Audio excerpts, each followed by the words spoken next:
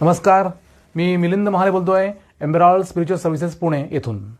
आम्ही 2014 पासून सगळे डाउजिंगच्या माध्यमातून इलेक्शनचे रिझल्ट डिक्लेअर करत आहोत आत्तापर्यंत. तर यावर्षी जे महाराष्ट्रामध्ये 20 नोव्हेंबर 2024मध्ये इलेक्शन होणार आहे, त्याच्यासंबंधी आपण डाउजिंगच्या माध्यमातून काही रिझल्ट आपण तयार केले ते आपण आता थोडक्यात बघूया.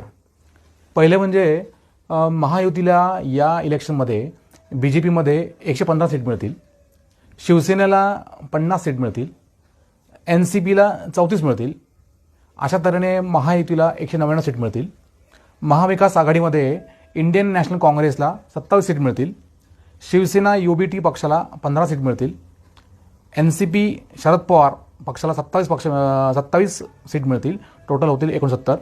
आणि अदर्समध्ये तुम्ही बघाल, मनसेला 8, AIMIMला 4, BVAला 3, CPI 1, PWP 1, BSP 1, NYSP 1 असे 20 अदर्स सीट असतील. तर आपण आता बघितलं याच्यामध्ये महायुतीचंच गव्हर्नमेंट याच्यामध्ये फॉर्म होईल आणि पुढचे जे चीफ मिनिस्टर असतील महाराष्ट्राचे ते देवेंद्र फडणवीस असतील. माझा डिटेल तुम्हाला व्हिडिओ पाहायचा असेल तर तुम्ही यूट्यूबवर जाऊन बघा तिथे, आणि ती लिंक तुम्हाला याच्यात देत आहोत. थँक्यू.